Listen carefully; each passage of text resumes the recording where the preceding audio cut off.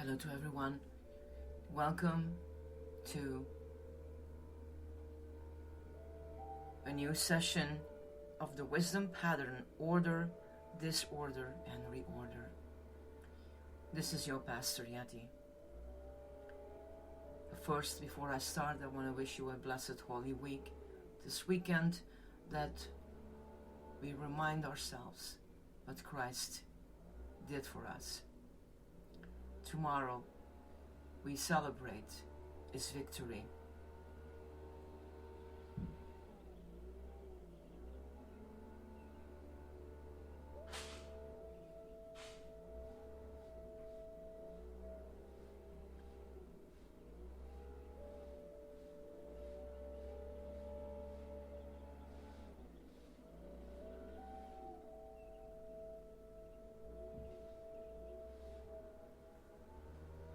Beyond victimhood.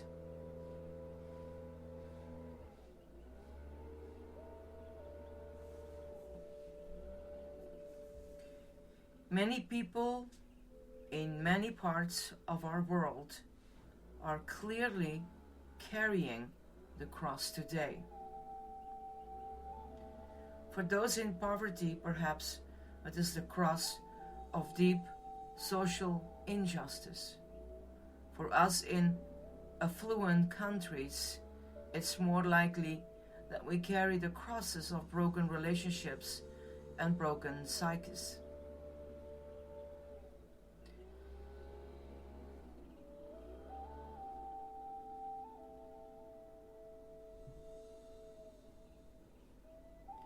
What I find we hold in common is that for most people, it doesn't feel like the cross. It just feels like pain. Every age has had its pain, and spirituality, in its best sense, is about what we do with our pain. We do not know what to do with it anymore. The machine that transformed our pain into something better seems to have disappeared. In a culture with no transcendent center, there is no one to whom we can hand over the pain. In a culture with no cross and resurrection image, there is no meaning to our suffering. When a people no longer knows that God is good, God can be trusted, and God is on our side, we frankly have very serious problems. Our pain will go shooting out in all directions. None of them good. That's where we are today.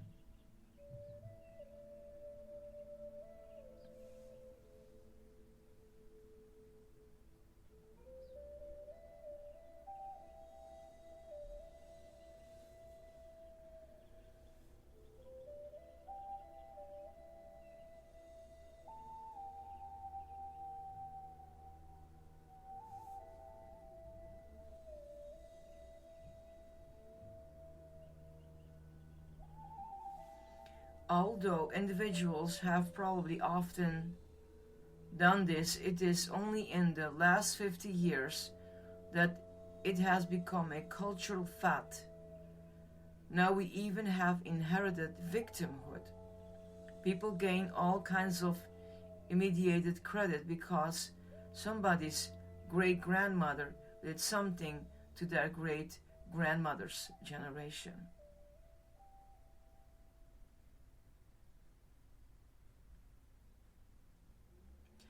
This is probably the ultimate form of moral blackmail.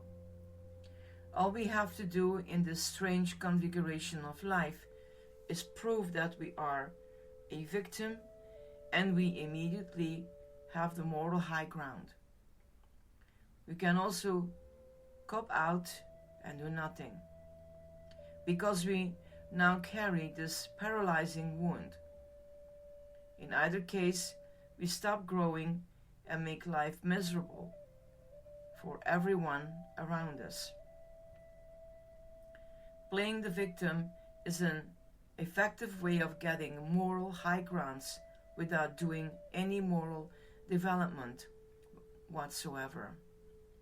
We don't have to grow up. We don't have to let go. We don't have to forgive. We don't have to surrender. All the things that great religion has deemed necessary. Now, we just have to accuse somebody else, of being worse than we are, or of being a member of a race or group that is worse than ours. And that makes us feel like we're good, moral, or superior. To prove that someone else is a sinner gives us the strange belief, and obviously not true, that we are above all that sort of thing.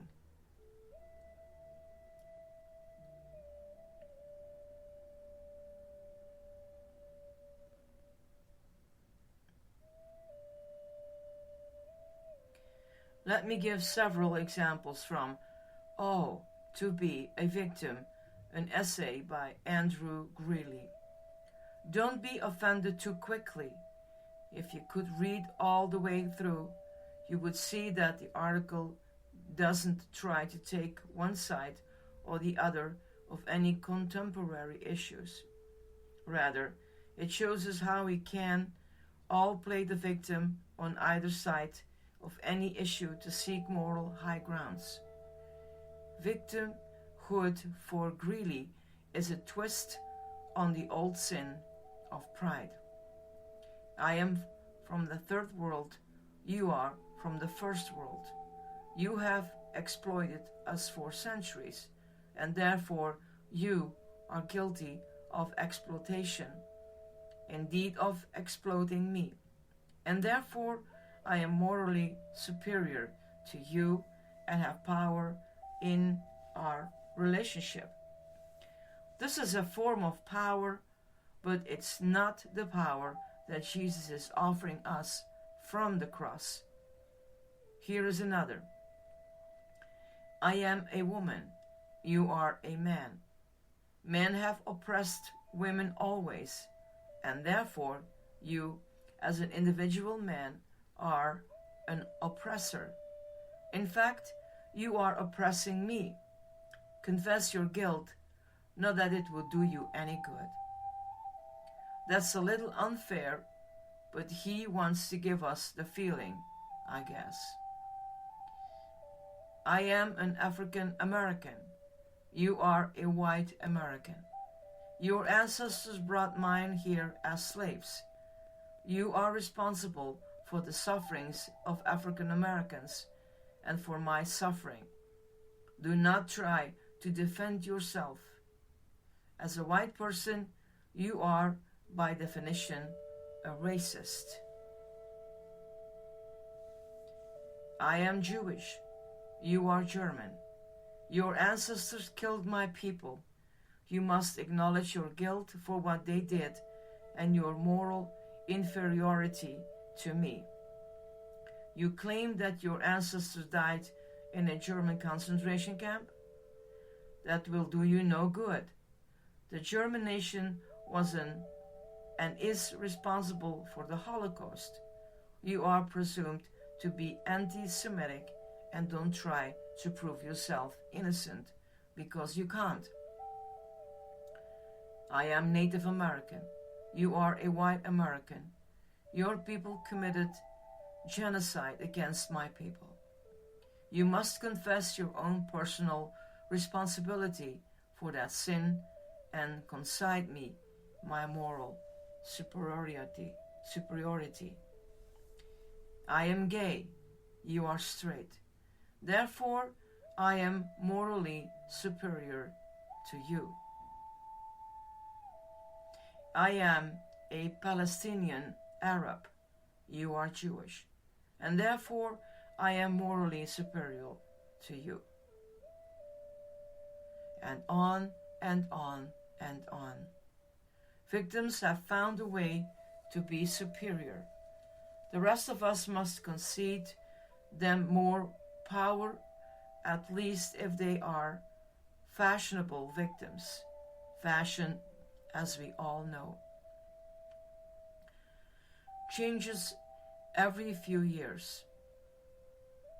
Although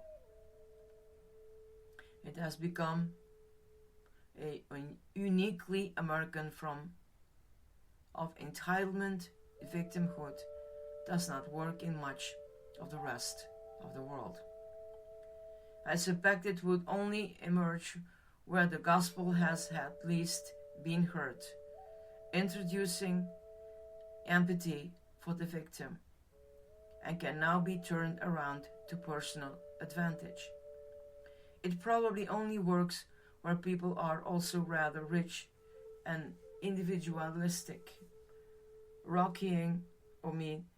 jockeying for power in superficial ways. But it's clearly a major distortion of the cross that hangs in churches and homes across the land. The cross became the center for action and contemplation's company logo. It is more than something upon which we gazed and by which we were transformed. Jesus neither played the victim nor created victims. He became a saving and forgiving victim. Inherited and entitled victimhood will get us nowhere. It simply keeps us playing the old game of power in a new, very subtle and disturbing way. It is not the way of powerlessness that Jesus taught us from the cross. It is pretending to be powerless, but in fact for the sake of power and control over others. It is the disguise and deterioration of the beautiful and always scary message of Jesus.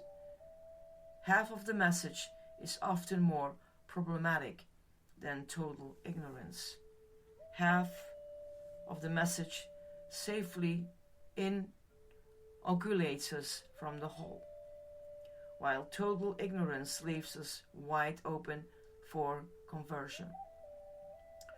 Thus, we have Jesus' shocking statement about the reign of God, welcoming prostitutes and sinners, Matthew 21:31, who knew they were out of it. We call this beginner's mind, and it is always a head start, spiritually speaking. The pattern in most of history, and even unfortunately today, has been somewhat different. Most human pain has been transmitted to others. It is normally easier to expel our anxiety and our shame by projecting it onto somebody else. Let them carry it. I don't want to. We say unconsciously, and it is sort of works. We feel relieved by having an enemy or a problem out there. It gives us focus and identity.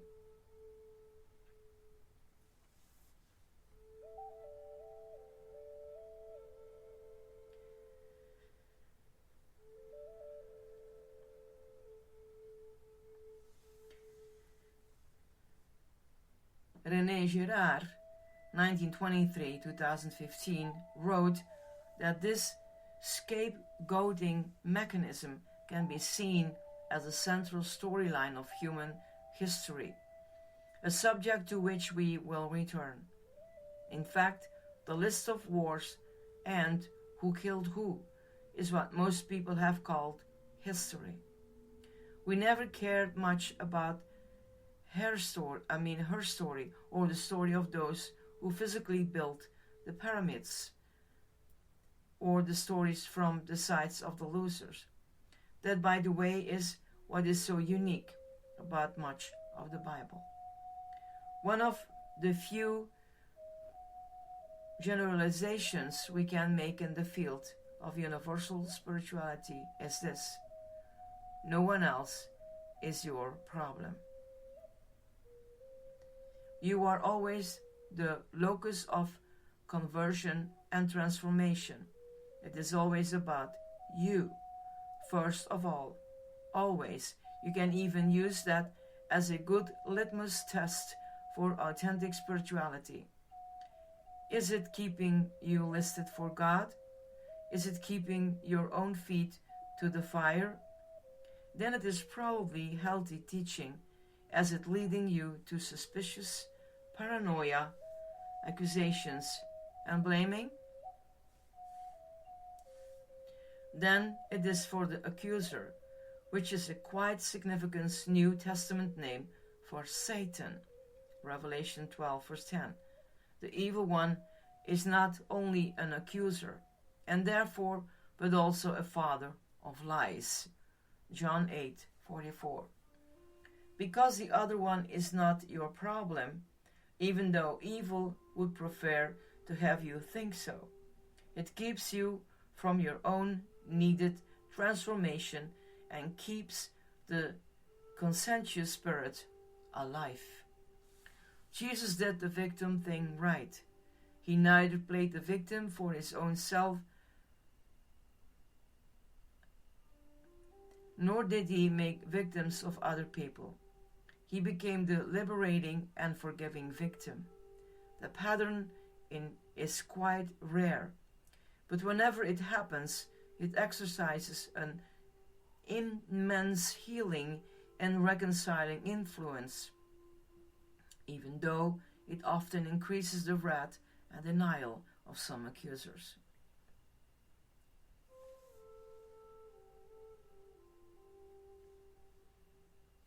Just read the lives of Dr. Martin Luther King,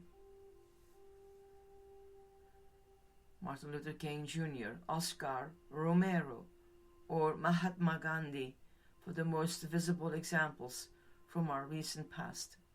And normally, the prophets are killed because they bring the lie out into the open. At that point, our hatred is pointed toward the messenger, because he or she has taken away our needed object of hatred. If we need to hate, we will destroy anyone who tells us our hatred is a problem. The message of the crucified Jesus is a statement about what to do with our pain now. What we've done for some strange reason is make Jesus into the one who could keep us from pain later. We've missed the entire transformative message. Now it is only a message of gambling and bargaining with God, and attending religious services, often for people with low-level resentment who clearly do not want to be there. Somehow, Jesus becomes the great problem solver and answer giver for the next world, and not primarily the one who teaches us how to live with peace and freedom in this world. It's fire insurance religious instead of a banquet right now. That is a big, big difference, an entirely different agenda.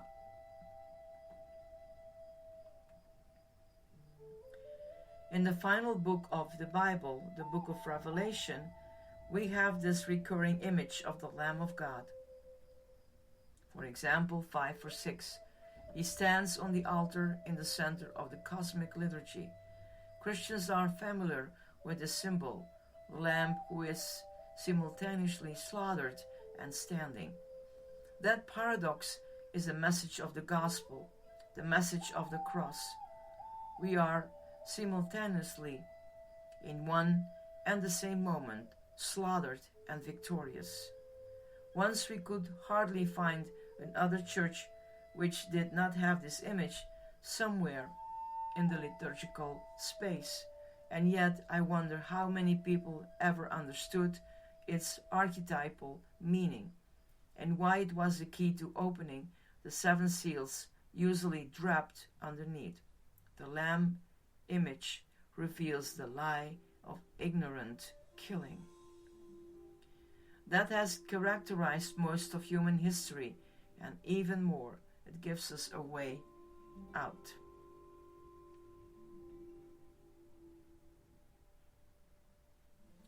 Zealots and Pharisees.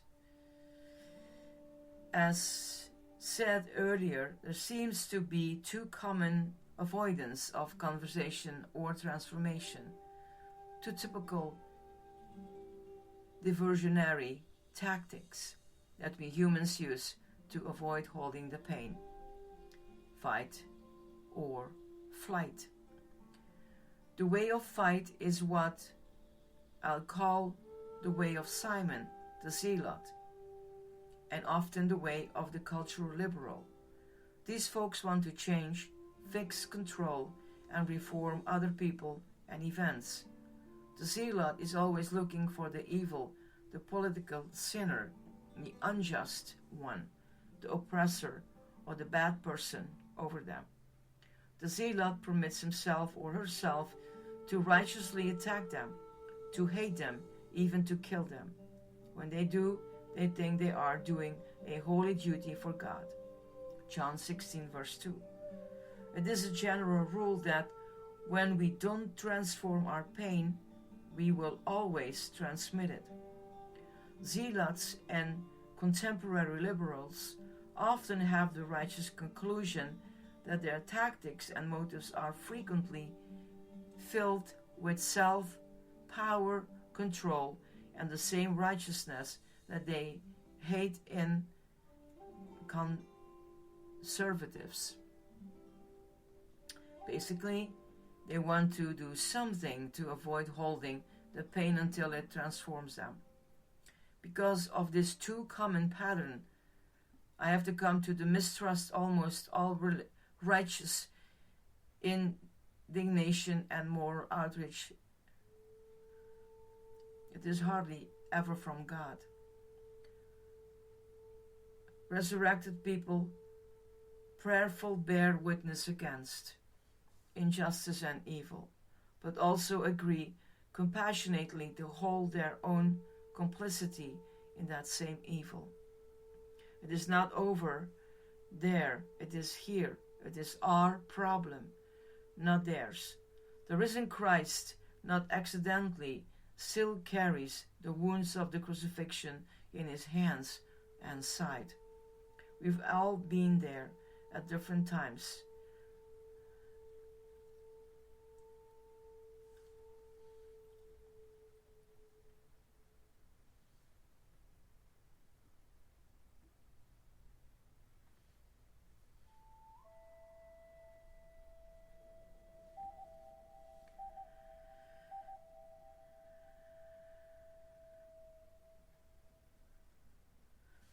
See Luke 11:14-22.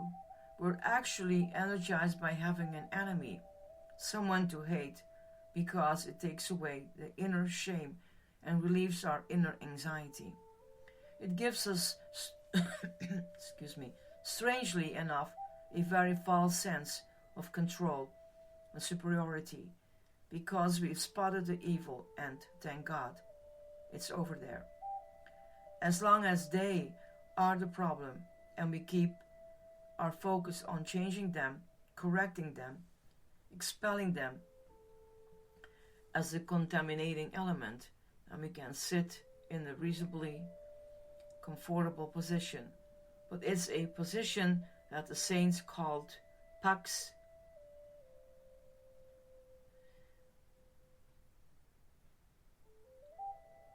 perniciosa, a dangerous and false peace. It feels like peace, but it's not a true peace. It is a peace of avoidance, denial, and projection. The peace of the crucifixion comes from holding the tension. The dangerous peace comes from expelling it elsewhere or denying the pain. Yet, to the untrained, the latter feels like peace. It has taken us a long time to realize that we cannot afford to hate, because we become a mirror or disguised image of the same. Once we let the other determine the energy and agenda, we can only react to it. And soon we are using the same energy and the same agenda that we can't see it. This leads us to the second diversionary tactic, the way of flight. This is the common path of the Pharisee, the uninformed, the falsely innocent, and often the conservative type. They deny the pain altogether. They refuse to carry the shadow side of anything, in themselves or in their chosen groups. There will be no uncertainty, no ambiguity. There will be no problems. It is a form of narcotic and sometimes probably necessary to get through the day. But the flight people are also subject to hypocrisy, projection, or just plain illusion. We are right and you are wrong. The world is divided into black and white, and I know who the good guys and bad guys are. It's all figured out in my head, fortified by well-fed emotions and like-minded people. These attitudes can generate huge energy, identity, and perseverance. We sit on a pedestal of purity and false innocence. We would want to leave it for a major humiliation, but forces us into the pain. Paul had to be thrown to the ground and have scales fall from his eyes in order to admit that he was a self-serving Pharisee. Denial is an understandable way of coping and surviving. It is often the only way that many people can deal with the complexity of their human situation. Sometimes when we conscientize to arouse political consciousness, the poor, or perform social analysis for the happily naive middle class, we wonder if we are not just creating psychic problems for them. Wouldn't it be better if they did not know? Now they will only be angry and dissatisfied. That is a dangerous path of enlightenment. The next question is more daring. How can I work through the anger and still be a life-giving presence?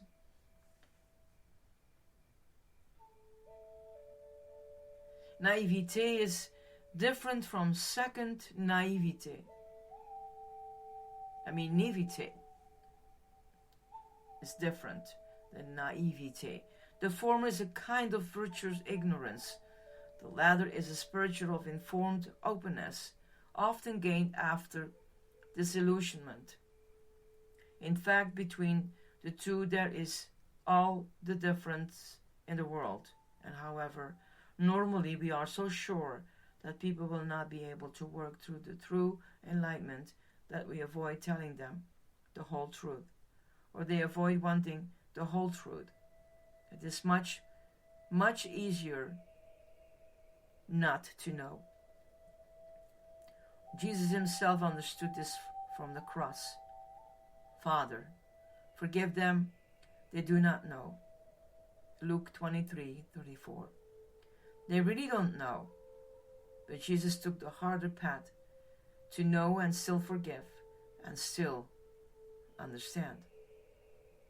That is the third way, beyond fight and beyond flight, and yet in a certain sense including both. It's fighting in a new way from within and fleeing from the quick, egocentric response. Only God can hold such an act together within us. The small self is always too small, and only the true self to which we will return later in this, as we move on in our sessions, can live the gospel. Maybe our greatest disservice has been that we have given the law and the gospel to the fragile self that is incapable of understanding either. We ended up condemning people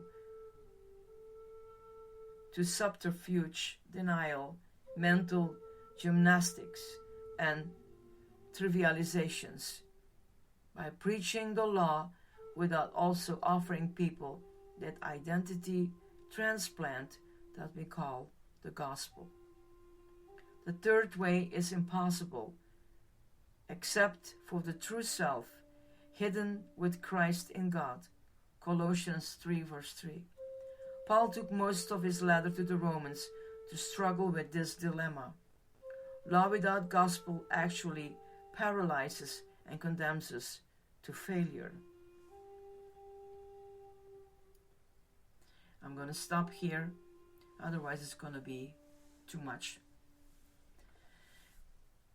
We move on with this victimhood in a later session. I pray that you have a wonderful Easter weekend. May you remind that Jesus has victory and that he rose. And in that we live with the resurrected Christ our lives. Think about what you just heard. Go over it. Examine yourself.